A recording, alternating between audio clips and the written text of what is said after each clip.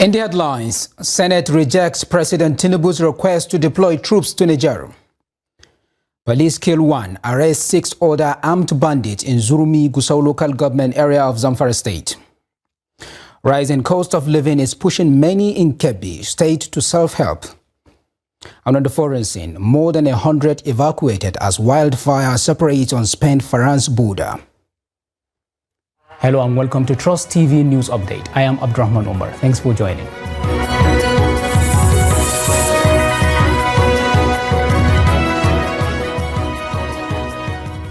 And now the news in full.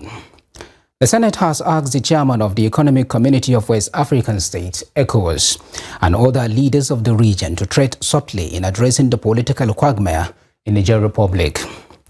Rising from a closed-door session that lasted close to 2 hours to discuss the letter written to the Senate on Friday by President Bola Ahmed Tinubu.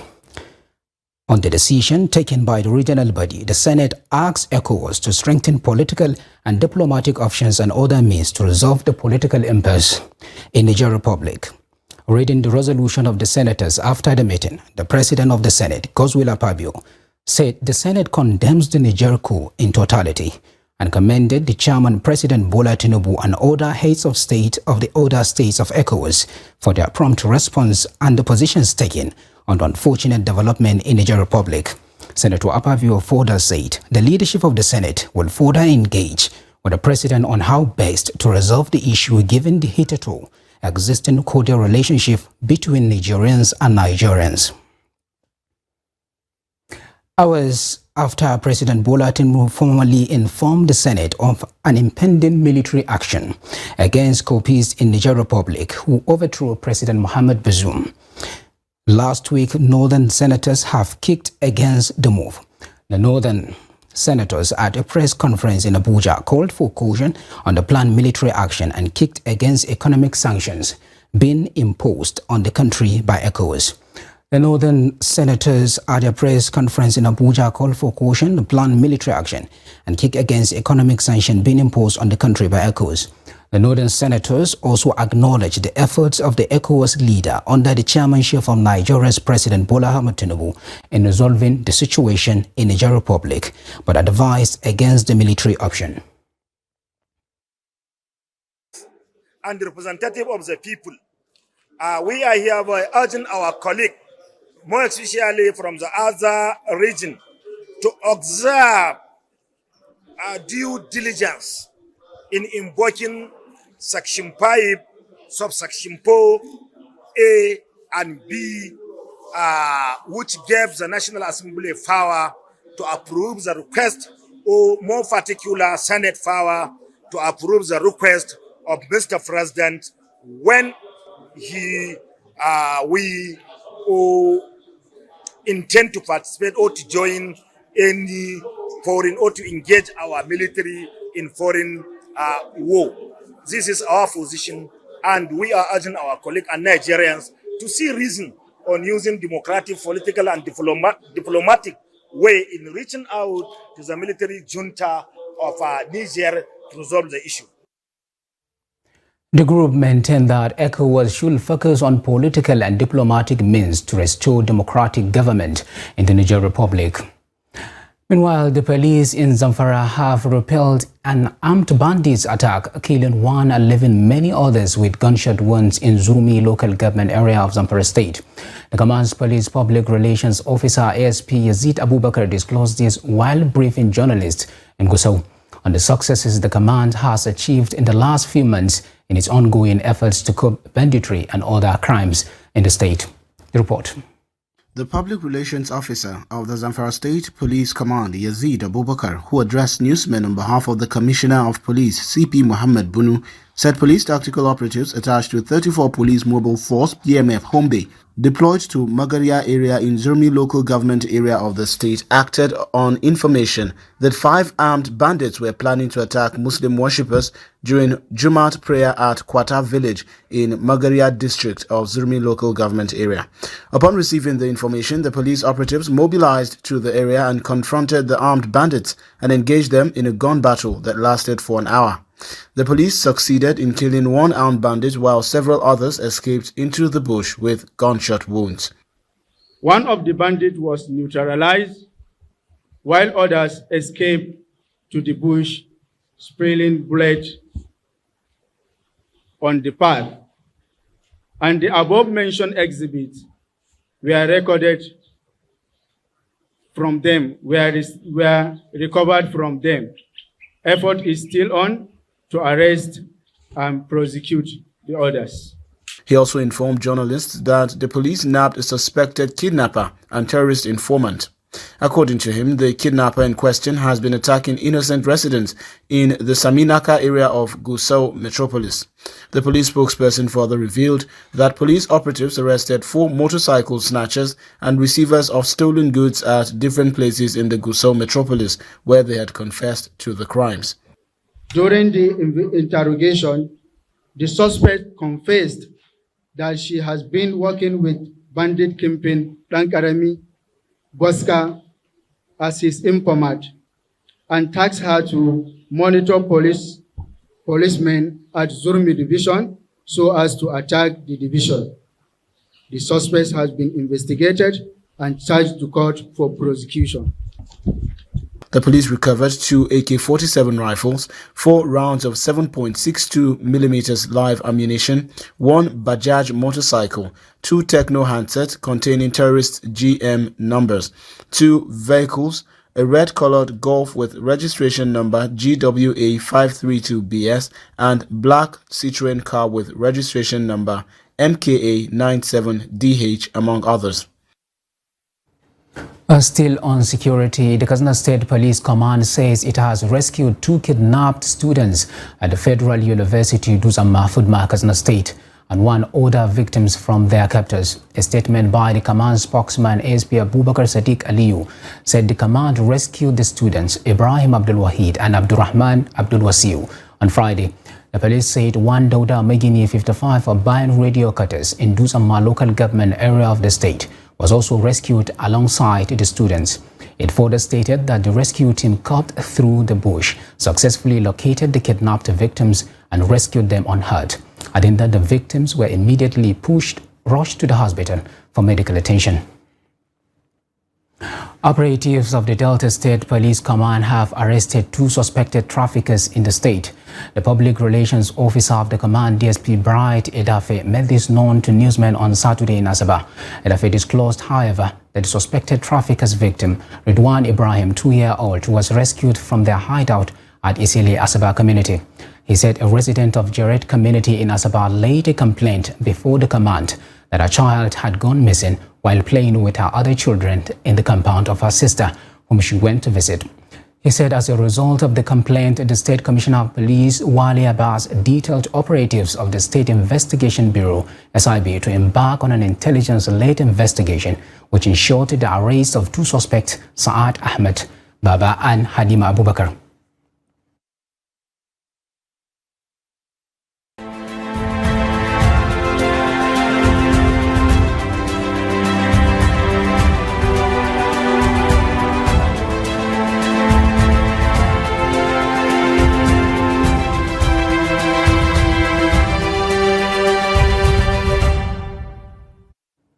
The hardship caused by the current hike in petrol price in the country is said to be pushing helpless Nigerians into nefarious activities. The hike, which adversely affected transportation of goods and services, automatically caused shortage of food items and sharply increased their prices. In this special report, Umar Afanda Muhammad in Birnin Kebbi says reports across the country are indicating that the situation is fast affecting the resilience of Nigerians, forcing the helpless, hungry and less privileged to break into neighborhoods in search of quick solutions to their hunger flight. The report.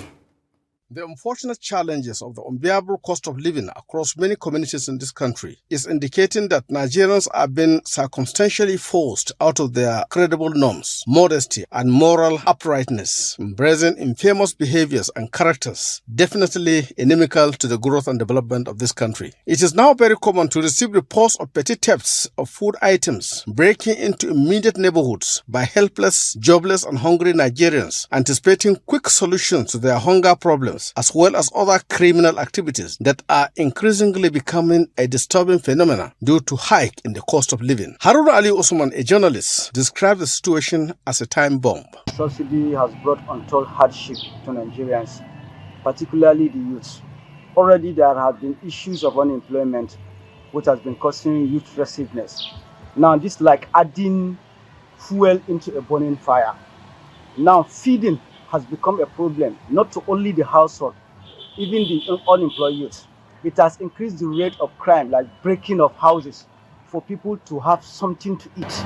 The society is now sharply and dangerously divided between the majority poor and extremely rich minority. Just like the old trend of achieving 3 square meals in a day is now a mirage and has become a privilege exclusively reserved to either powerful business tycoons, high-profile politicians, or civil servants with lucrative positions. A bag of rice in particular, which is now beyond the country's minimum wage, as a food item is no more a commodity in the menu of poor Nigerians, while prices of all other grains commonly consumed among our communities like maize, millet, guinea corn, as well as yams and potatoes are equally becoming beyond affordability of ordinary citizens. Where next is Nigerian going to find himself if this situation persists and drastic measures are not taken and remedy its ugliness? This is a question I asked Comrade Usman Mohammed Anachi. If this situation continues without remedy, the Nigerian is going to find himself in the grave. And if it continues, there will reach a time when nobody can even bury the dead, because the people who are there to bury the dead have not eaten the food, so they don't have even energy to dig a grave. This same unfortunate trend of high-profile poverty is now at every filling stations, where making a full tank has become history. Traveling to relations or maintaining brotherhood are all forced out of the people's cherished norms, while in the hospitals, poor Nigerians are dying due to cost of drugs or lack of nutritious food. The historical consequences and negative implications of utter neglect of this kind of compounding problems by the authorities in many countries of the world in the past had always been catastrophic to those in charge. A stitch in time saves 9. From Benin, Kebbi State, Umar Afanda Mohammed, Trust TV. Meanwhile, artisans in Bauchi State have decried the diet of menial jobs due to the prevailing economic situation in the country. They spoke in Misau local government area of the state following the rising cost of living occasioned by the fuel price hike. Trust TV's Adamu Imam completes the report. As the rising cost of living continues to bite harder, some youths in Misau local government area have resorted to going out every morning in search of menial jobs to earn a living. According to them, they said jobs were easy to come by have suddenly become very rare. They appeal to governments at all levels to do the needful in order to alleviate their sufferings. Naam. I reside at Mangari community here in Misau. We usually go out to look for menial jobs because after finishing school we are jobless. If we remain at home, we will be labeled thieves. So we decided to come to the main road and scout for jobs. Despite the economic hardship, we are still waiting for somebody to hire us as laborers to work for the day. Since we came out in the morning, we have not been able to convey any passenger. How can we survive like this? We can only pray and beg our leaders to come up with measures to address the present situation. If not, we are all doomed. Everyone you see here has one business or the other, but because we can no longer sustain them, that is why we resort to doing Okada. Malam Mohammed, 52, also shared his current experience as a result of the economic challenges. I'm a butcher in this town. I used to slaughter 15 to 20 animals before. But now things have changed to the extent that I am struggling to feed myself, 2 wives and 15 children. We are begging the authorities to end the hardship we are facing. Although the government at the center as well as state governors have promised to roll out palliatives to reduce the current hardship, many here want the rollout hastened. Adami Imam, Trust TV News, Bauchi.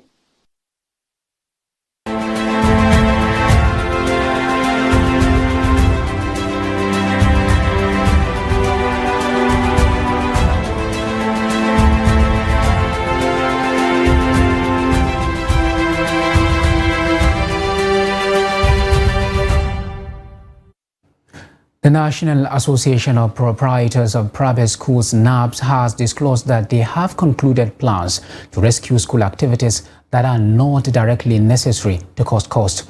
The national president of NAPS, Abayomi Otubela, who stated this in Abuja, said considering the hardship in the country caused by fuel subsidy removal, schools will ensure only co-curricular activities are focused on. The president also noted that an increase in fees is inevitable in order to ensure that schools do not run at a loss. The National Agency for Food and Drug Administration and Control, NAFDAC, on Saturday confiscated expired and unregistered products worth more than 15 million in Niger State. The Director, North Central Zone of NAFDAC, Shaba Mohammed, disclosed this during the raiding of 24 business premises in the local government area of Niger. Mohammed explained that during the exercise, 2 supermarkets and 2 other pharmaceutical outlets were sealed for compromising standards in their businesses. He said NAFDAC invited the affected persons to Mina for interrogation, adding that some of them will be sent to the Enforcement Directorate for further investigation, depending on the gravity of the offense committed. The director advised the public to check for the production and expiration dates of any product they purchase to enable them know whether they are healthy for consumption or not. You are watching the news update on Trust TV. Coming off after the break, we take a look at the story of uncommon abilities of visually impaired OAU students. Details of this and more after the break. Please stay with us.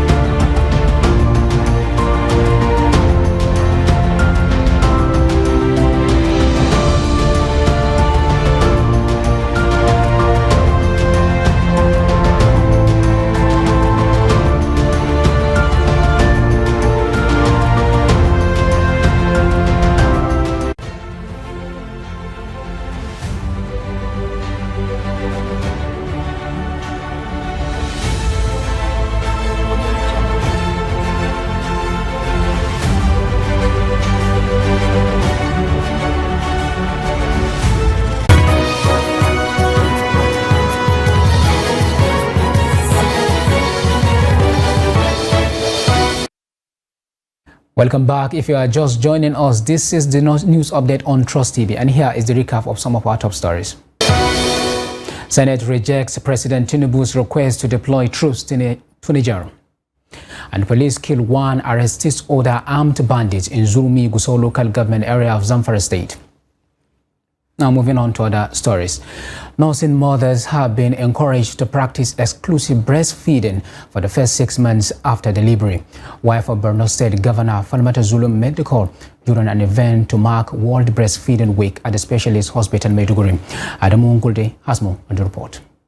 The theme of this year's Breastfeeding Week is enabling breastfeeding, making a difference for working parents. The week is marked in recognition of the relevance of breastfeeding and challenges faced by working mothers in their workplaces. Wife of Borno State Governor Falmata Zulum said working mothers face challenges despite the significant roles they play in the society. She said the state government has put strong mechanisms in partnership with relevant organizations to improve breastfeeding rates for working mothers to save lives and ensure optimal growth of infants. I would like to remind us all that as mothers, we all know that naturally we have a covenant with our babies because breastfeeding is a natural obligation that helps build a special bond, compassion, care and love between the mother and her child from cradle to adulthood. The governor's wife said the breastfeeding week will go a long way in creating awareness on the health of the mother and her child, stressing the need to create a conducive environment for mothers to breastfeed their children at workplace. Permanent Secretary, Ministry of Health, Dr. Muhammad Guluze, described breastfeeding as the most effective means of child survival, urging mothers to breastfeed. This week was started in 1992 to generate public awareness and support for breastfeeding. According to WHO, breastfeeding is one of the most effective ways to ensure child health and survival. I therefore enjoin all mothers to take full advantage. Some Maiduguri residents expressed different opinions on the 6-month exclusive breastfeeding without water to promote healthy growth of the baby. My name is Aisha Babalama. Breastfeeding is very important, especially to children under 2 years. And I urge parents to please breastfeed their children for at least 2 years. World Breastfeeding Week is an annual celebration which is held every year. We also need to efficient interventions in more than 120 countries. From Maiduguri, Adamu Gulde, Trust TV News. In the meantime, a 24-year-old student of Obafemi Awolowo University, Ile-Ife, Osun State, Matuyu Taoif, is defying the challenge of visual impairment to study as an undergraduate. Taoif, who is a drummer and a footballer, is also vast in computer knowledge, among other skills. Amit Oyebade brings in the report. Like every other student, visually impaired Mutiu Tohib, a Part 3 student of Obafemi Awolowo University, Ile-Ife, faces the rigor of academic activities. Though he cannot see, Tohib, however, attends lectures regularly, writes tests and examinations together with his classmates. So I wrote my JAMB, then, to the glory of God, I was able to meet the requirements of Obafemi Awolowo University. Then I was admitted as a political science student, but due to one or two reasons, I have to change my course. Now I'm in English education. That's what I'm studying right now. During his primary and secondary school days, Tohib was taught with Braille, but at the university level, textbooks and other course materials were not available in Braille. So he improvised. Tohib is multi-talented. To the glory of God, I'm a visually impaired, and I still thank God that I'm able to do some things that those that can see cannot do, such as I can play drum. I'm a professional drummer. Then I operate computer frequently. Fluently self. Tohib's primary school teacher, Stephen Oluwafemi, lamented the plight of visually impaired people in Nigeria. It's very tedious, even seriously, because in a place where other counterpart is going that can trek without looking for transportation, it's not like that for the visually impaired. So it's very serious. Stakeholders want government and public-spirited individuals to assist visually impaired people with facilities that will enable them to succeed in life. Amid Oyegbade, Trust TV News, Osogbo. And now, away from Nigeria, firefighters said they have evacuated more than 130 people as they fought on Saturday to control a wildfire at Portbou on the Spanish border with France on the Mediterranean coast. Firefighters from Spain's northeastern region of Catalonia teamed off with the French colleagues as the blaze ravaged some 435 hectares of land, with an estimated 2,500 hectares threatened.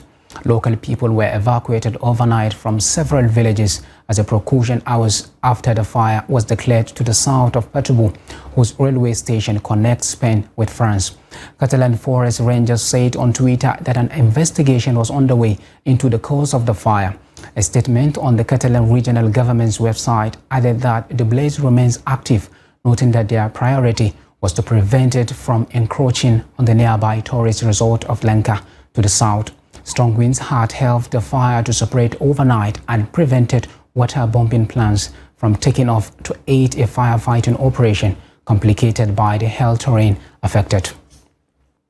And with that, we have come to the end of the news update on Trace TV. Do not forget to follow us across all our media platforms and our YouTube live stream.